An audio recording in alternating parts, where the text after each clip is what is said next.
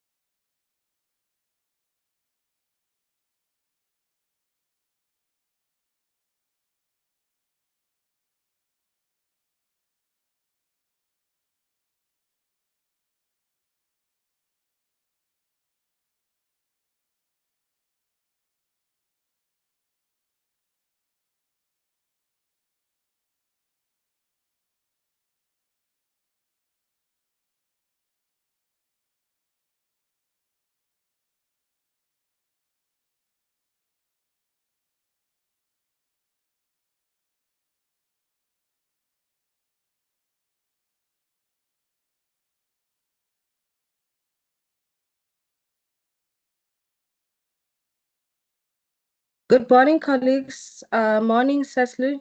Thank you all for joining. Today is our third wellness webinar series. Today's sessions we're joined by Cecily. Cecily is the founder of the CS Body Health that specializes in economic service and products for workplace.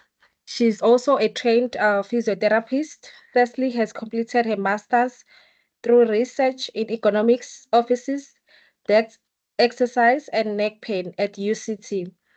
Currently she's pursuing her PhD in economics. Cecily, please take the stand. Morning, everyone. This is a very practical presentation. So I've got a PowerPoint and I've tried to demonstrate through visuals. But if anybody has any questions or feedback, please feel free to um, say, just to like speak, basically. Okay, I'm just going to pull it up quick. Um,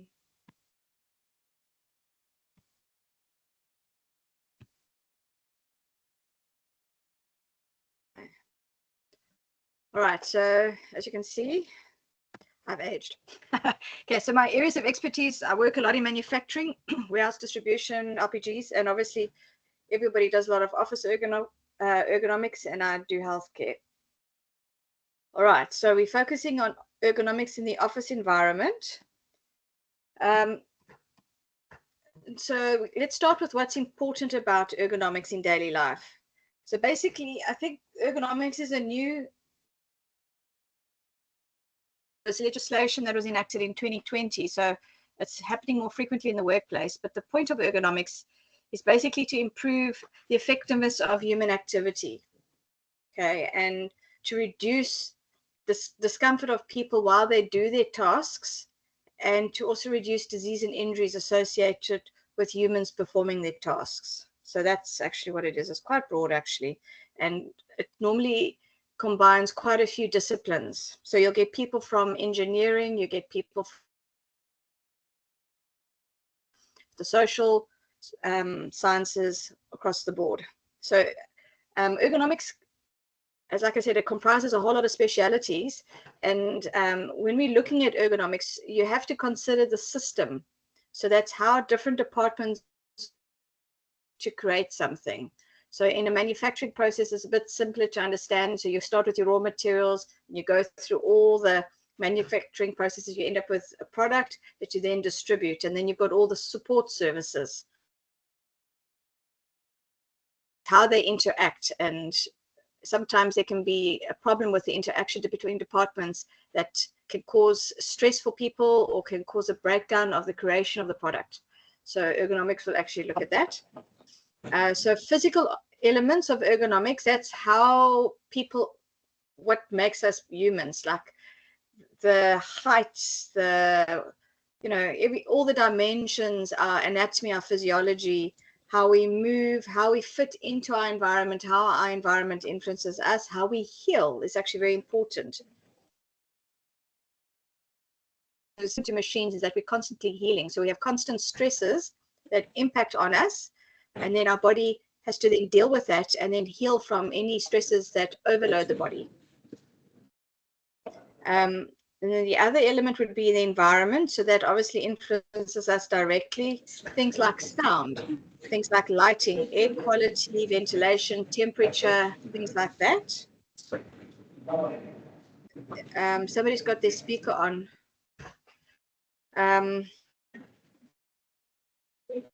You've got your cognitive elements. So the physical and the cognitive obviously go hand in hand. Our brain is a computer, and it literally works like a computer. How we program our brains depends on our output.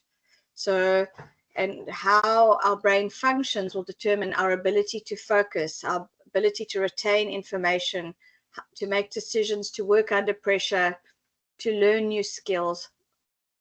Things like that. And then the other thing that will influence us, and it's also part of ergonomics, is organizational elements. Things, how your team cohesion, how well do you get on, and how close is the team that you work with. That has a very big impact on us as human beings, how well we function, also how well we cope with the stresses around us. It has a protective function, a good team, the leadership styles, and shift work has a massive impact. So that's all organizational.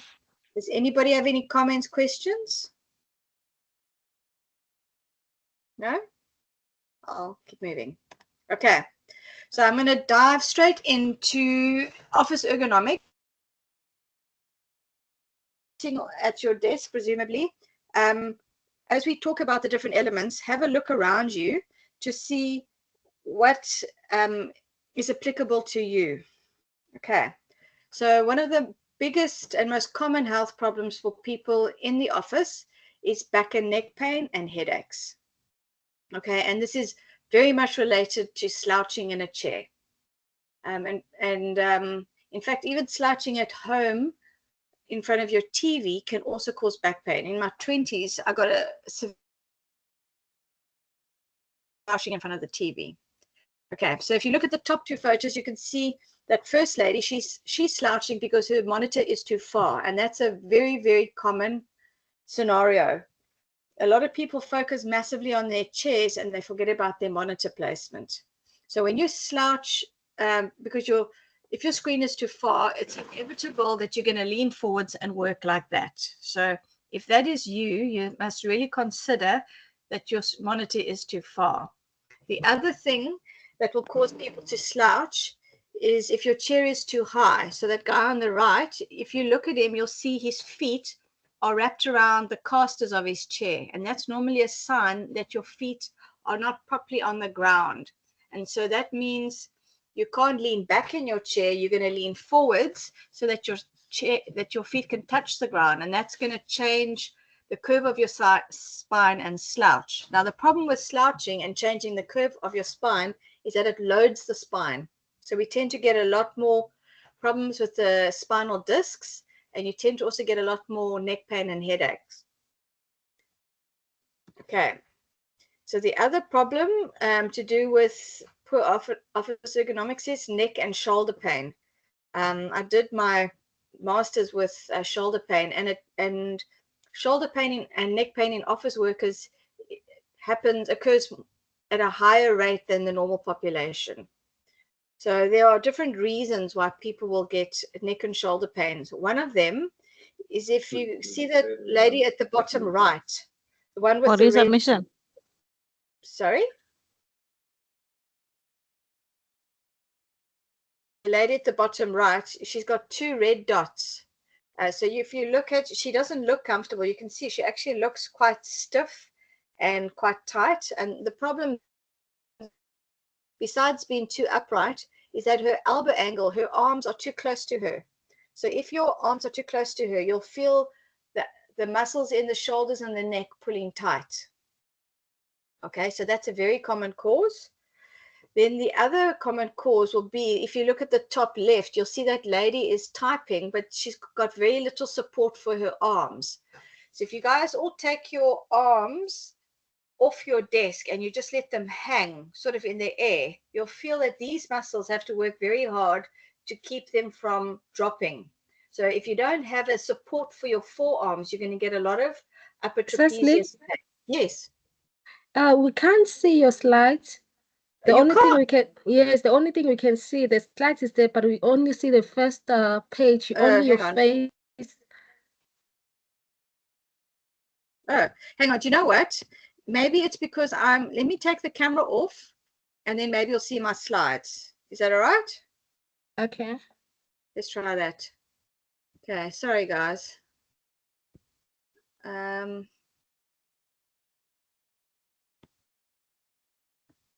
Can you see it now?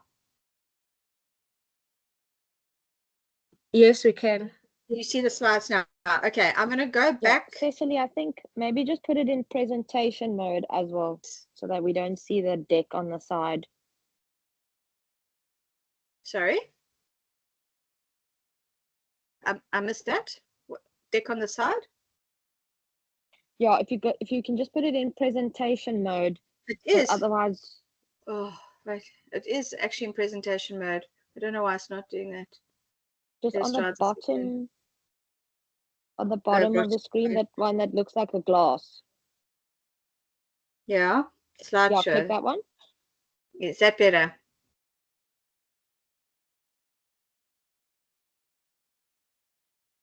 No?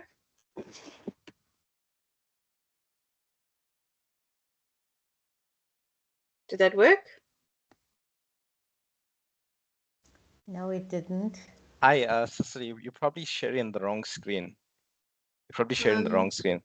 Put your slide in presentation mode and then just reshare your screen. Okay, hang on. Let me just. I got you. Sorry, I'm on the slide. Let me just see presentation mode. Garrett, the thing is, as soon as I press that, I get my full screen. So, let me stop sharing it again. Let me try this. Let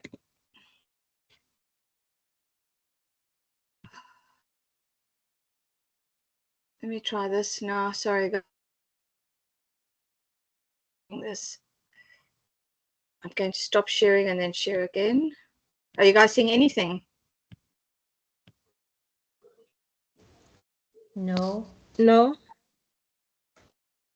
Okay, let's try this again. And now, does it fill the whole screen? No. It's back the same way. No. Okay, you're sharing your window, Cecily. Don't share your window. Share your whole screen and then go into presentation mode. Look, don't share I don't the seem to window. have. Oh, don't share the. Oh, I see what you're No, saying. Sorry. yes, share your screen, not the window. Okay, I understand. Share screen. Entice. Oh, I see what you're saying. Sorry, apologies. Okay. All right. Now I get you. Okay, this is different to where I've done it before, but all right. Okay, can you see it? That's perfect. That's perfect. Okay. That's sorry. Okay, so this was. I'm gonna go. Ollie, sorry. Okay, so this is the back and neck pain, the slouching. So this was the one I was talking about when your monitor, see that lady in red? Are you guys with me? Hello? Yes, we are. Oh, okay. So that's when your monitor is too far away, you'll see a lot of people will slouch forwards like that. And the guy on the right, you can see, if you can see his feet, they're sitting on the casters. Now I see that a lot. So that's, and both those postures put high loading on the spine. So we will get a lot of back and neck pain if you're sitting those positions. Okay, so this is the next one. Okay, so the bottom right. So now you can see that lady. This is also a very common posture. You can see those red dots with the shoulder and the elbow. So if you bring your arms towards you, you'll actually feel your upper trapezius pull tight. So that is what you want to avoid. So that lady then in the top left, you can see most of her arm is hanging. So when most of your arm is hanging, again, your shoulder and your neck muscles have to work very hard. And we also tend to get a lot of neck pain with that, neck and shoulder pain. So those are the two common from your workstation.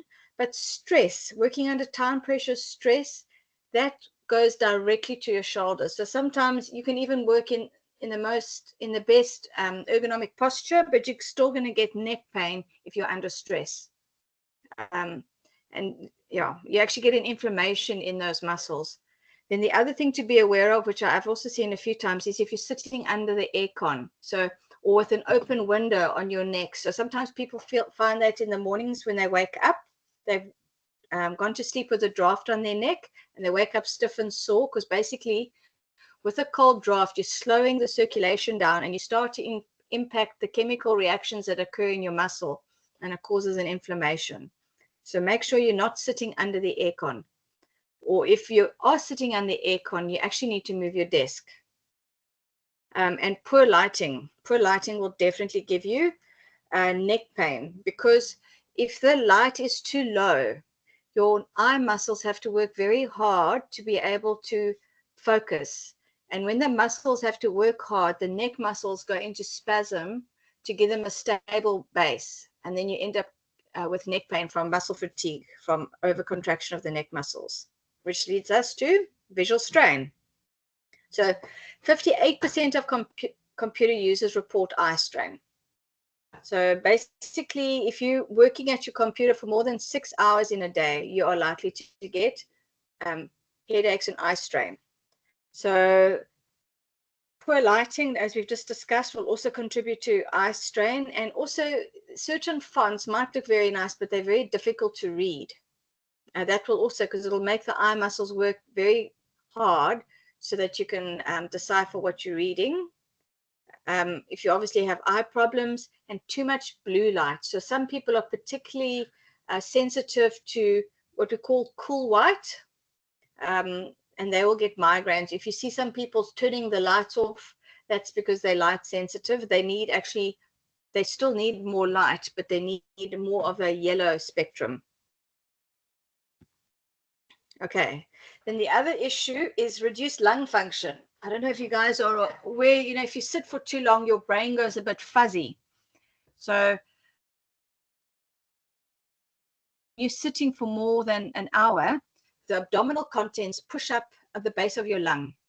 So the bases of your lung are actually where you've got the most blood and where your body draws the most oxygen from your lungs. And now when you're sitting for a long period of time, the bottom part of your lung can't actually expand. So you start to get less oxygen to your brain.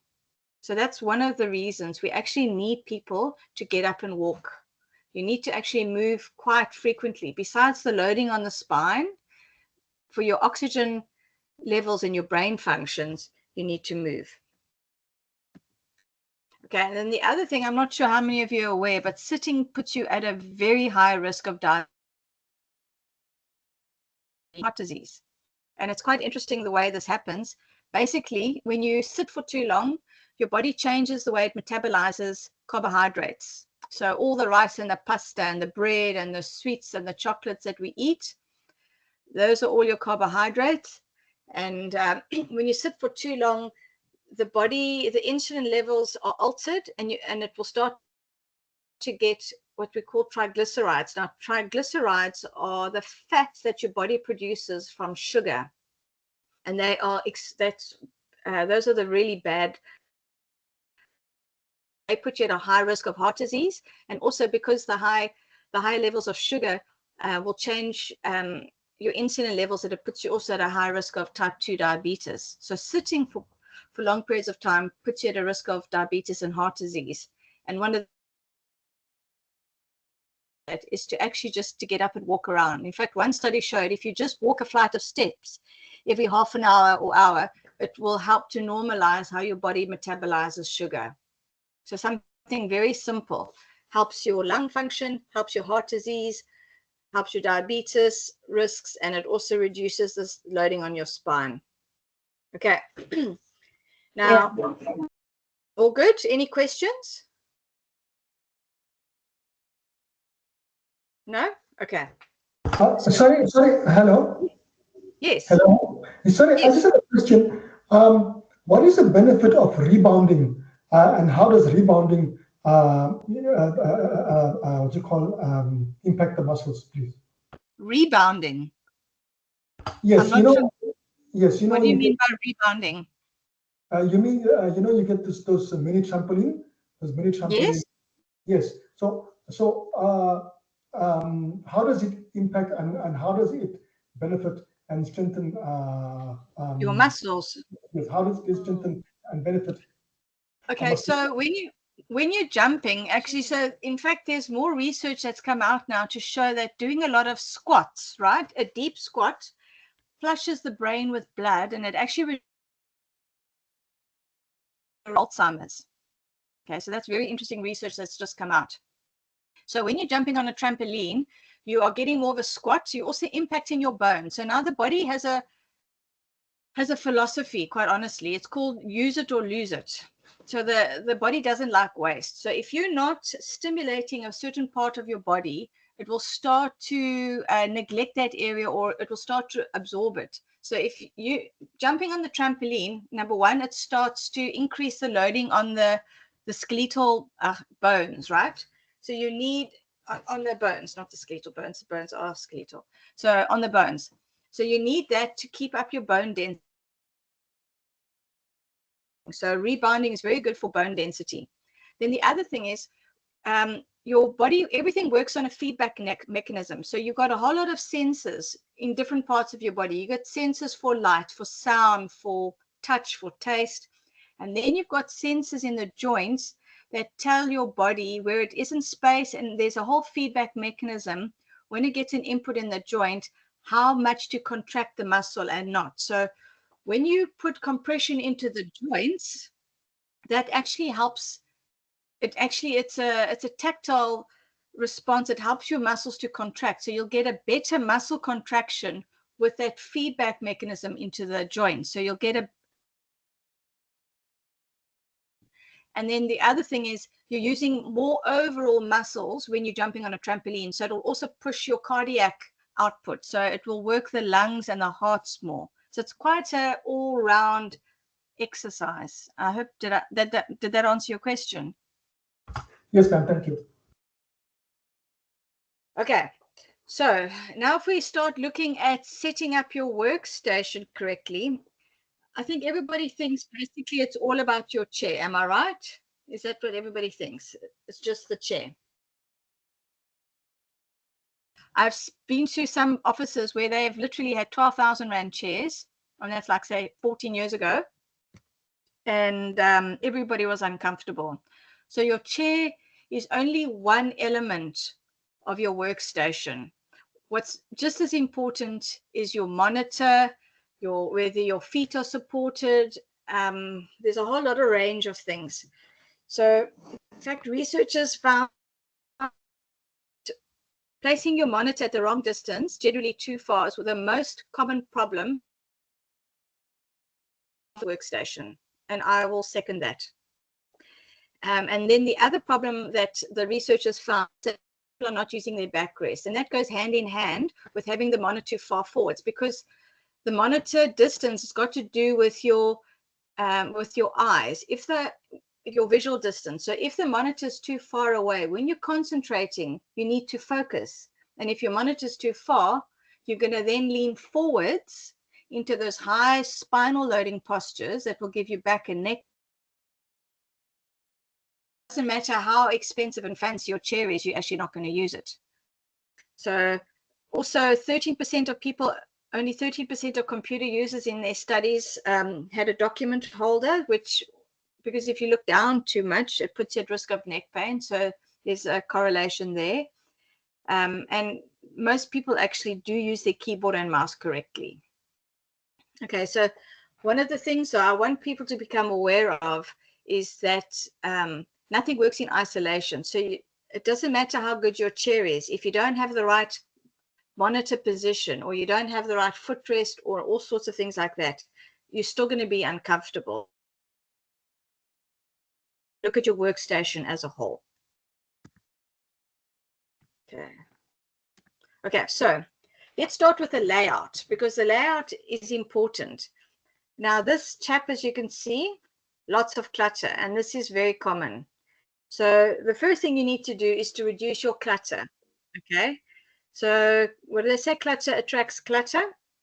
If you got too much clutter, it actually reduces the functional space that you've got available. And not only that, it stresses you,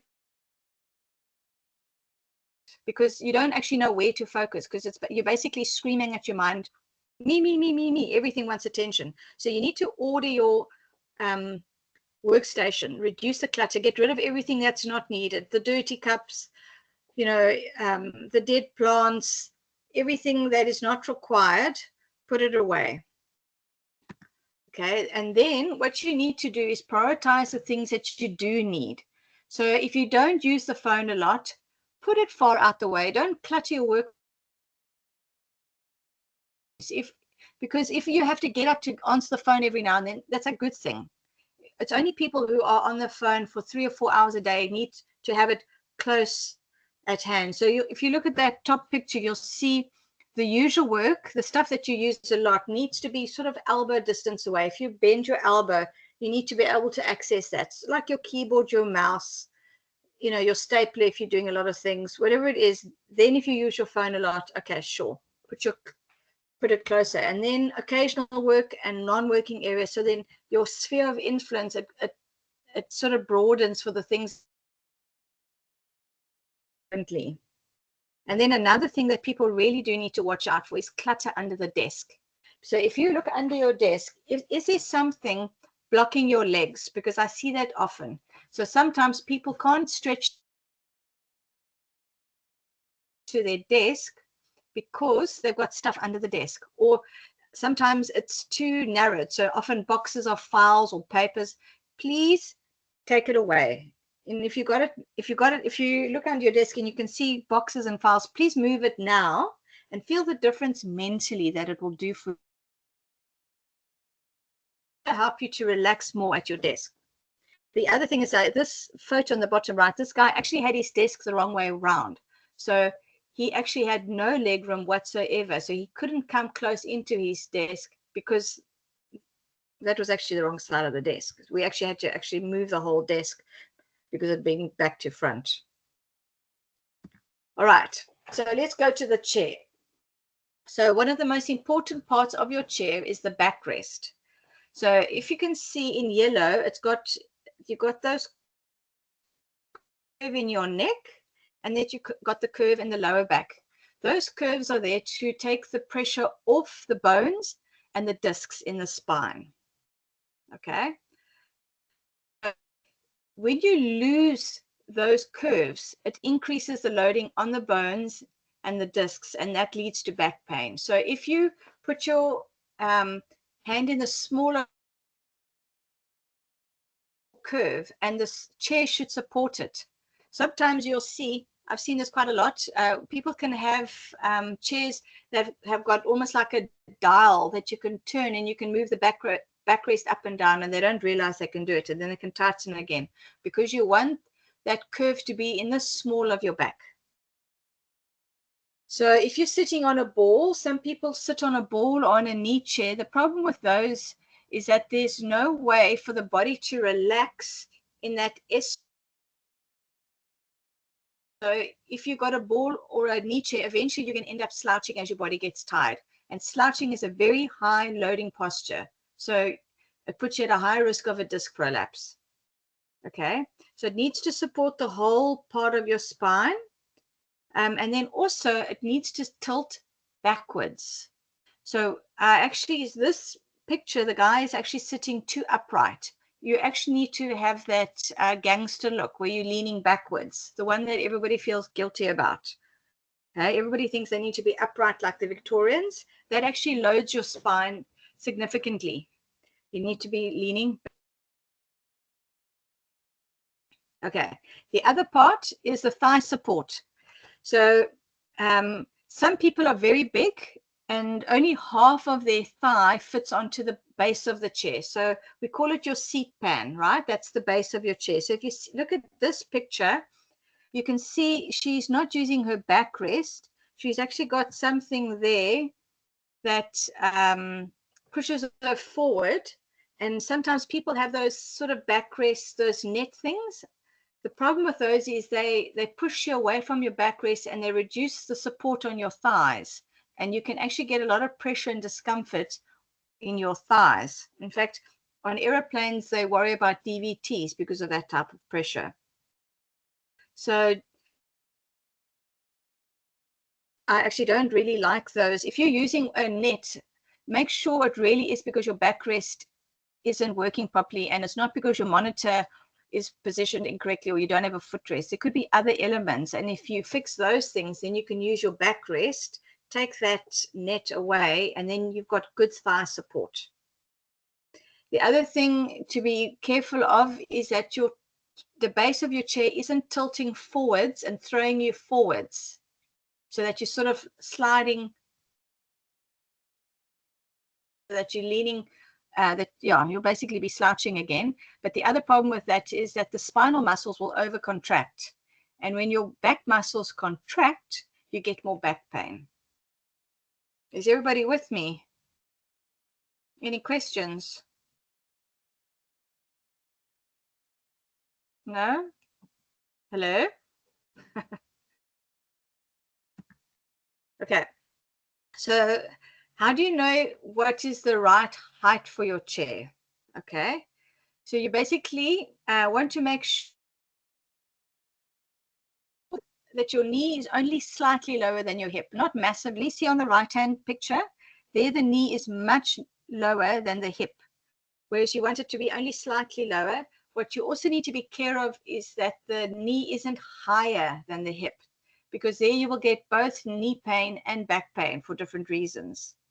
And then you also need to make sure that your feet are on in contact with the ground. So sometimes people lean forwards like the guy on the right because they're too high and their feet can't touch the ground, or they just let them hang. I've seen people just let their feet hang. So you need a footrest. Make sure that once you're sitting at a comfortable height, and if you try reams of paper in the office to test whether you need a footrest or not. So if you have a ream of paper and it makes your knees higher than your hips, then it's obviously too high. So it sort of needs to be slightly lower, but not much lower. And to know when you are typing, make sure that your forearms are supported and your shoulders aren't hunched. Okay, is everybody with me?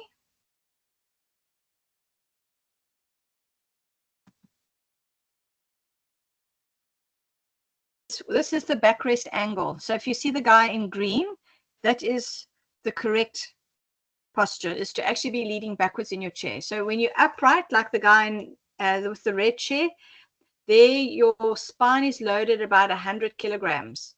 And if you recline it backwards, it reduces to 40 kilograms. And then if you lean forwards, like those initial, it actually goes up to about 140 kilograms. It's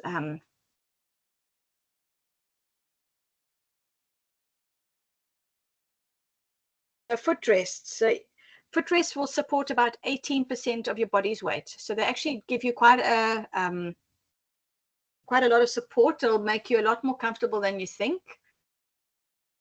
And more people need footrest than you think. Normally about 30% of people, 30 to 40% of people, depending on the height of the desk.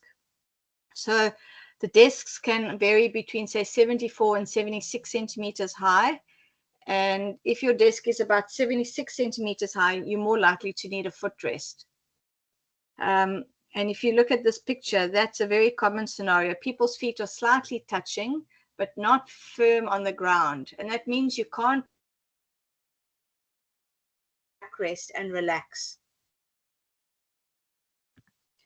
And then when you choose a footrest, make sure it's not a unstable footrest. I've seen some footrests like this. The problem with these is that the muscles in the leg get tired because they can't rest because it's constantly working as this footrest rocks. And then you tend to get knee or like shin pain. Is everybody there? Can we move on to the monitor? Have you guys all looked at your workstation?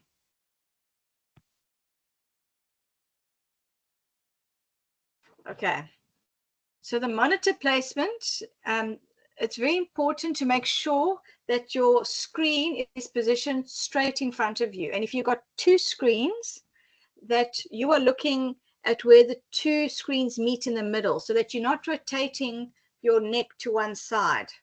Because when that happens, you close down the joints, you cause compression of the muscles and the joints, and we tend to get neck and arm pain over time. So that is, in fact, it's a very irritate the nerves. And when the nerves are sore, it takes a long time. I mean, you're looking at about 3 months to settle nerve pain. So it's really important that the monitor is positioned straight ahead. So the other thing is the height of the monitor. So the monitor must be straight ahead. If the monitor is too high, you will get headaches quite quickly. And there's one way to figure that out. So if you put your hand under your chin, if your chin goes up slightly, then it's too high. So it depends on if you have glasses or not. Some people with bifocals need a higher monitor position, but that's generally only bifocals. But I do tend to see a lot of people with their monitors too high. So if you're sitting straight, put your hand under your chin and it should be level. If it's not level, if it's higher, then you need to lower your screen. Your chin has to go quite low down, on the other hand, before low. So your body can tolerate a lower position much more comfortably than it can a higher position. Basically, we're trying to keep the curve of the neck. And then the other thing to be aware of with your monitor is that when you lean back in your chair, like this gentleman over here, you can see he's leaning back in the chair, his arm is straight, and then where his hand touches the monitor. So that's pretty much your visual distance. So most people need to bring their monitors closer to themselves. Like I said, 58% of people in one study had their monitors too far from themselves. Okay, so I thought let's quickly do some exercises to make sure everybody is with me. Oh,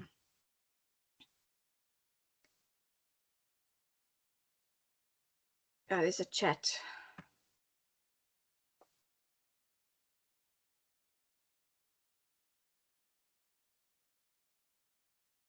Are you guys, are the slides moving again or not? Hello, everyone. Are the slides moving? Oh, okay. Okay, so I thought it's a lot of talking and I'm not getting much feedback. So I thought I'll start showing you guys some exercises. I'll share it with Happiness that you guys can do at your desk. But there's some very easy exercises just to give your bodies a break. So the first one is just to move your head to the left and to the right. Want to do it with me? Left, right, left, right, up, down. Be careful of this one if you have whiplash. Up, down, up, down. And then a very important one is this. You're going to turn your whole body to the left, turn your whole body to the right, turn your whole body to the left, turn your whole body to the right. And then you're going to do the Mexican wave. Yarima! You go up, down, down, up, down. And then there's another one. You're resisting. You're pushing 1, 2, 3. 1, 2, 3. 1, 2, 3. 1, 2, 3. Okay. Did anybody do those exercises with me? Cecily, Yes. we can't see your slides now. No, I know. I took them off to do the exercises with you guys. I'm going to put them back on. But are you also sharing a screen? Yes. Didn't you see my screen? Oh, okay. No? No, we What did can you see guys? it. Thanks, Tula. Did you do your exercises? Excellent. Okay. So I'm going to go back to the presentation because I think. Okay, does anybody have any questions before I move on? Because there's a lot of talking, a bit more feedback. Has anybody noticed anything around their desks that we've talked about? Sorry, I just have one question, if you don't mind.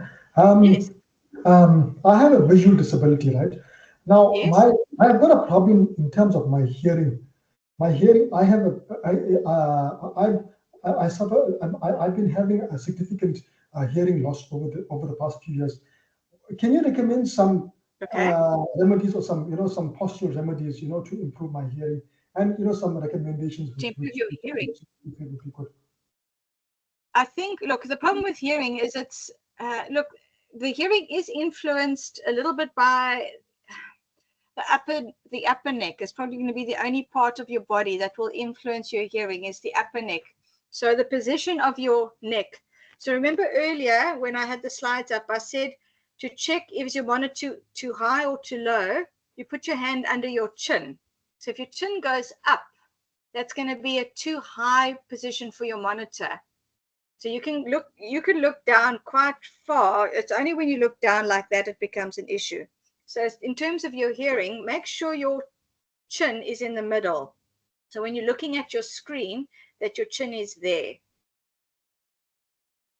Sorry, now you see, the only part that might influence hearing. actually, I have a visual disability. So Yes. basically, I listen to the computer via voice. So I don't. Okay. Yeah. So I don't use the screen. Oh, you don't use the screen at all. No. I listen via voice. So you listen via voice. Then I would say again, though, you need to make sure that are you using earphones? No. I use the speakers. I use the speakers because you'll lose some sound with the speakers. Do you not prefer? You haven't tried putting something in your ears like AirPods or something like that to see if you get a better sound? I do use earphones time and time, especially on my iPod or sometimes. But that's more like during a leisure. But yeah, I might I would try the AirPods because you might find that you are moving your head to because you rely quite a lot on and the ear itself helps to capture the sound. So you probably find you're moving your neck quite a lot to try and capture the sound in your ear. So if you wore your AirPods more often, it might just be easier for your body. Because do you get a lot of neck pain? not sometimes, but I do a bit of neck exercises. So that Okay, helps. well, that's good. But I would see if you put AirPods in, if it reduced your neck pain, because maybe you are using your head in a specific posture to be able to hear.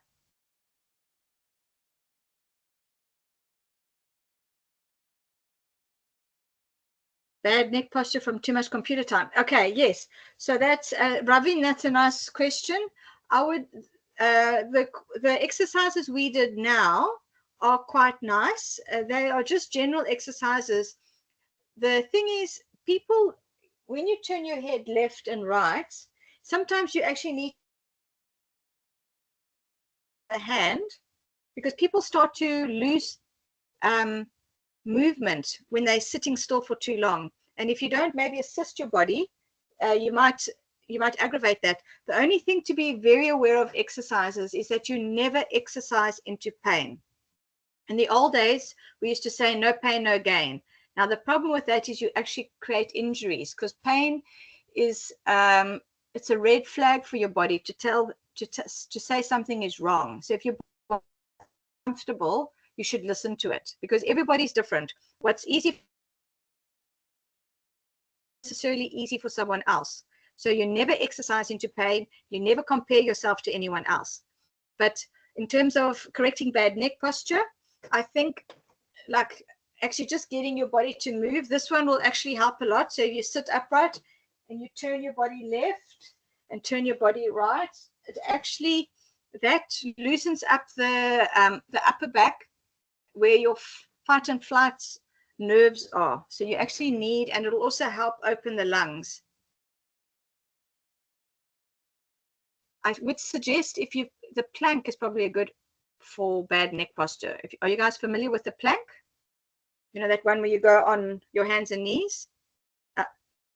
Oh, The yes, plank. yes. Yeah, so the plank is it's actually a very good all-round exercise, and I don't recommend you do sit-ups unless you want a disc prolapse. Okay. Are there any other questions? Did I answer your question? Yes, ma'am, thanks. Oh, severe sinuses and asthma. So we see where another thing, yeah, that's interesting. Your sinuses again are quite impacted by your cervical spine, this area here. So if you feel the base of your skull, and you'll feel there's a little hole there where your fingers can go in there. If you massage that area, sometimes you'll feel a pop in your sinuses. So that might actually help you. And again, you must check that you're not doing this or rotating and twisting to one side. Did that answer your question? So make sure that your screen isn't too high. In terms of exercises, again, I think these general exercises should help. And I would try and get somebody to massage me gently up there, or even if you just push on it gently for a little while, and sometimes you feel it will pop. Okay, any other questions before we move on?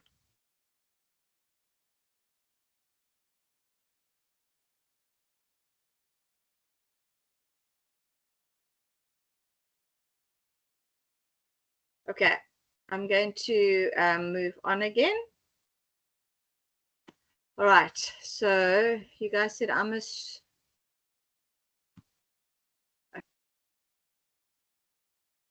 the entire screen. Okay, I'll try and leave my what's going on now? Okay.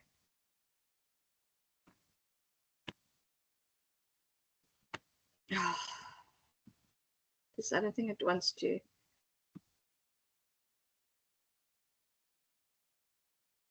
Feel like I'm technologically challenged. Apologies. It's not my day for it today. Okay, let's try again.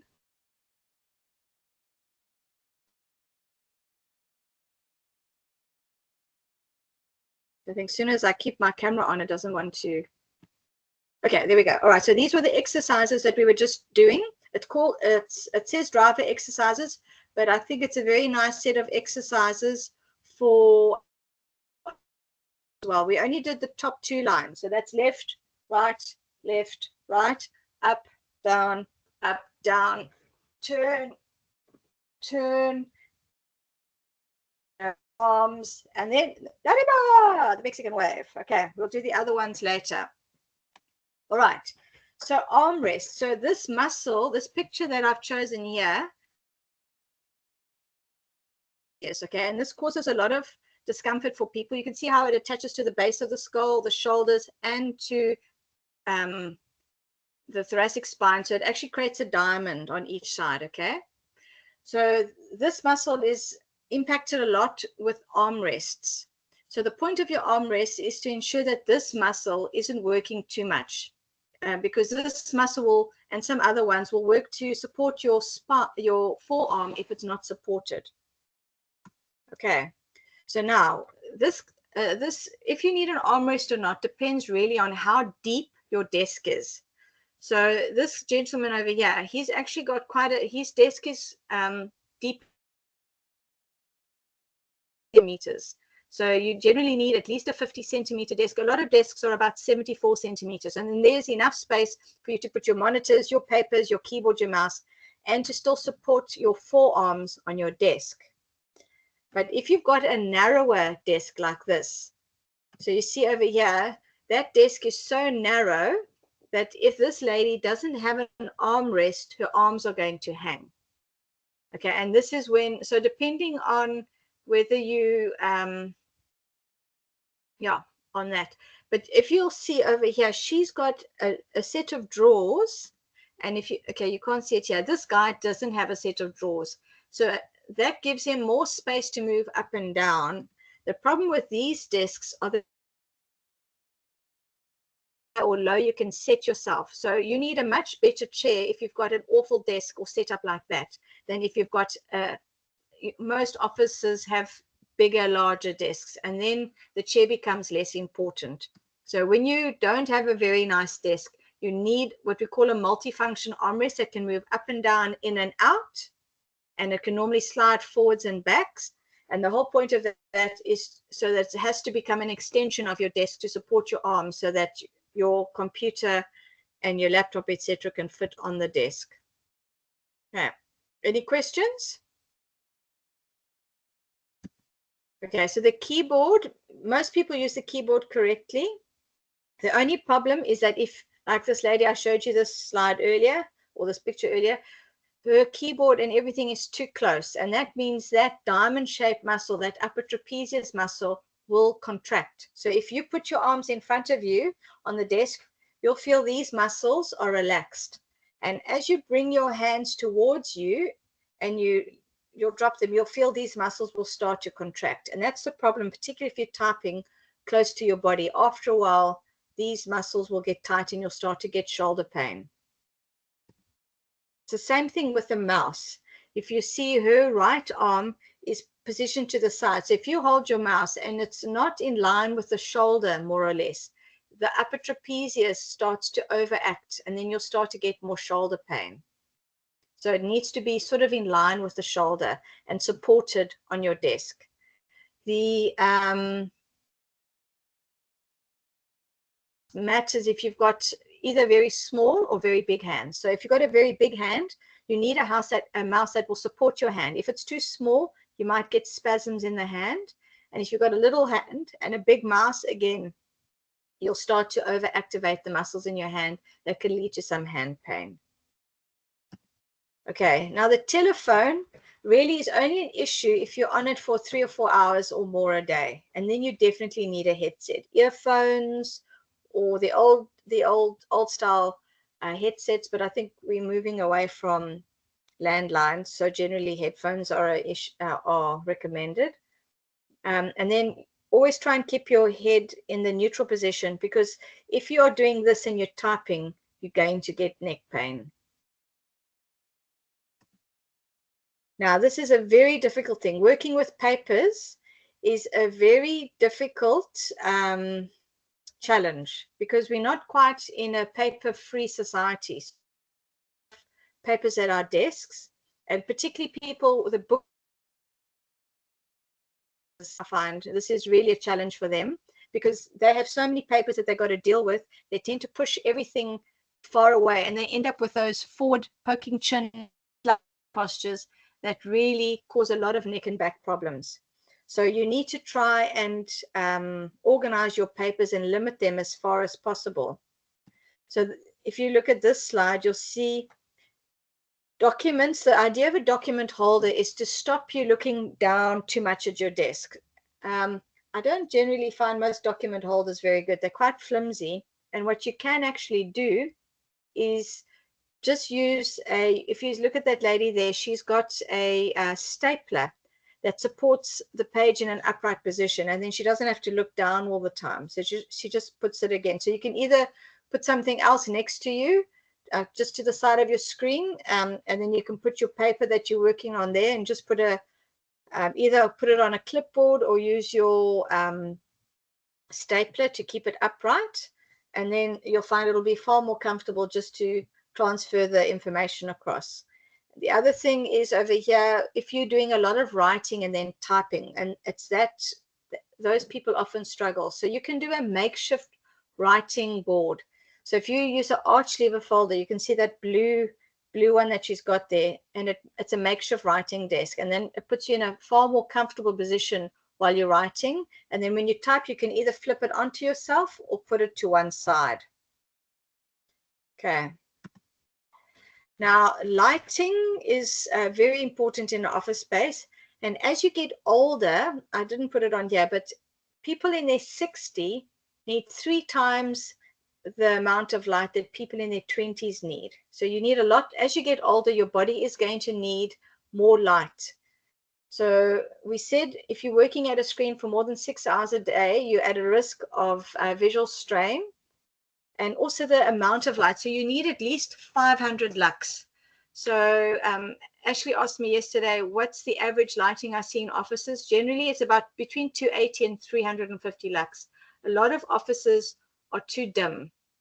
And what you want to do is, if you have access to blinds, you want to open them, not so that you get the glare on your screen, but maybe ones that are further afield where they won't affect your screen, to bring in some more natural light, because that's got a more broad spectrum of the colors of the light, and that is more relaxing for the eyes. Because if you look at the light spectrum, it's if you start from you get the reddy browns, and then it goes into the yellow, and then it goes into the blue, green, violet range. So the blue, green, violet range, green, blue, violet, actually, sorry, that color light wakes us up. So our bodies use that color to tell us that it's time to wake up. And in the old days, the CFLs, your cool white LEDs, they have more of that color tone to it. And the problem is, if you're light sensitive, you're more likely to get migraines. And normally you need to blend that with the yellow. So your yellow, brown colors, and like the old tungsten, the old light bulbs have got more of a yellow, and that's very relaxing. And your body uses that color to help it to focus. And people who've got eye strain need more yellow light because it helps relax the eyes. So what you actually want is a combination. So you would want maybe a warm white at your desk, and then you can have your cool white LEDs giving you a lot more light behind you in the general atmosphere. Okay, does anybody have any question on lighting? I can't see, I've got a full screen, so I can't actually see. So if you can just speak up, I'll appreciate that. No questions? Okay, we've got a question from Nonhlanhla Zama. Yeah. Any back exercises that you can recommend? Back exercises. Yes, we'll do that at the end. Back exercises at the end. What type of back problem is it? Does she say, or he say, Nonhlanhla? Is it a disc problem? Yeah.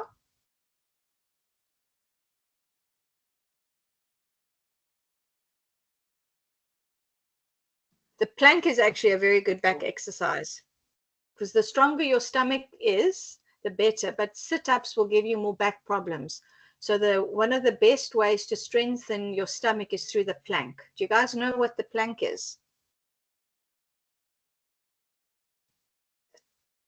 It's actually far more difficult than sit-ups. And you can also arch your back backwards. That's another one, but that you can only do if you've got a disc prolapse. If you've got a facet problem or some others, you can't do that. It depends on what type of a back problem it is. Okay, I'm going to move on to noise. If there are no other questions. Happy, no other questions? No questions. Okay. So noise impacts us more than we think in the office environment, okay? It can actually reduce our productivity by about 3%. It will increase your stress. So if it's very noisy and you get stressed out, you're going to struggle to get your work done. You're more likely to get neck. Really, for people in offices, people need to be talking in a whisper. And the reason for that is, as humans, when people have conversations, it will break your hearing will pick up phrases here and there. And if you're working on a report, that will break your train of thought. And then you have to go back again and start again. So unless there's 6 people and it becomes like a babble, they say like 6 people or more talking in an area starts to create a babble, then it becomes white noise and your body can switch off to that. So if you're working on reports, you actually need quite a quiet environment. If not, you need to work in a side office or get noise cancelling earphones, okay? If you're working on mathematical or visual problems, the noise is less likely to bother you. So people who tend to have music and stuff tend to probably be working on more numbers or visual issues. But if you're working on a report, I recommend that you go somewhere quiet. Okay, and then the last thing I want you to talk about is temperature.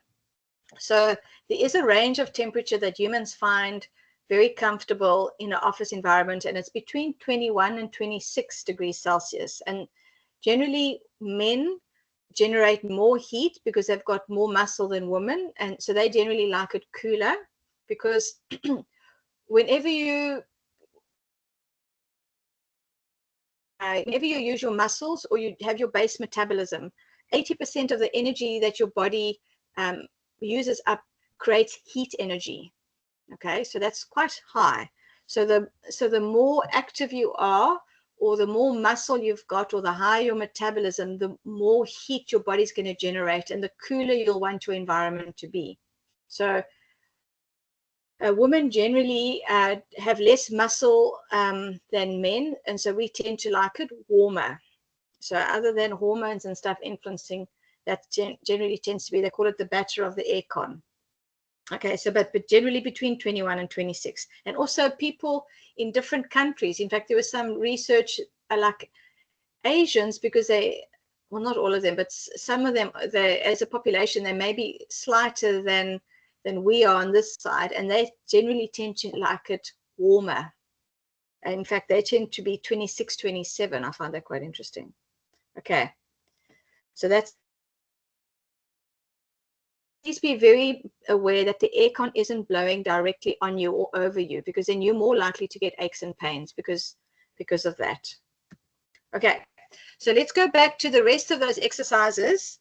If I do, can you guys see that third line? Can you see me there? If I do this, can you see my legs? Can you see them going up and down, my feet? They're doing this. So you go up and down with your feet, and then you go round and round and round. Can you guys see that? You go around one way, and then you go around the other way. So once you've done all those other exercises, then you can do that for your legs. That's actually for the sciatic nerve. So the person who was asking about back exercises, that's actually quite a nice, gentle one. And these other two will also help. So what's very nice for the back is if you stand up and you wulam lens and you open your legs wide, and then you squat down, basically. So your body actually needs to squat. So you squat as low as you can. You need to protect the spine. If your hips are very stiff, it puts a lot of pressure on the back, and we tend to get more back injuries. And then the other thing you need to do is bring your legs together and to go up onto your toes. Because you need to sort of work all parts of your body, because sitting is very, very tiring on the body. Okay, so Happy, do you want to ask those questions? Do you want to share those questions? Did you guys see those exercises? Okay, I think, Cecily, since we're running out of time, I think let's save them for another sessions, because it's Okay. yes, it's 6 minutes past 11 now. All right. Does Okay, yes. anybody else have any questions?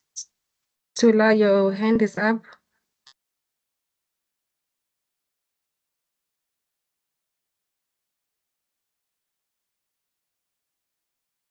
Nhlanhla, just one thing, if you, this is a good exercise for your back if you have a disc prolapse, or actually just lying flat on your stomach, as long as there's no problems with your neck. But it just really depends. The back is quite a complex part of the body, so there's a lot to, what's good for some things, not good for others. So you actually need to first find out what's bothering your back before you can say what's good for it. Okay, so I'm assuming nothing else from anybody.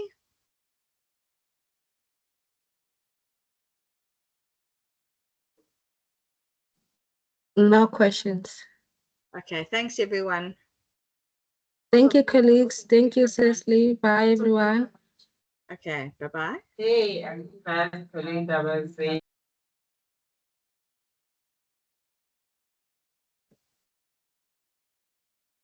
Oh, good. I'm glad some. If you guys have any questions, you can always just pass on it later. Okay, thank you.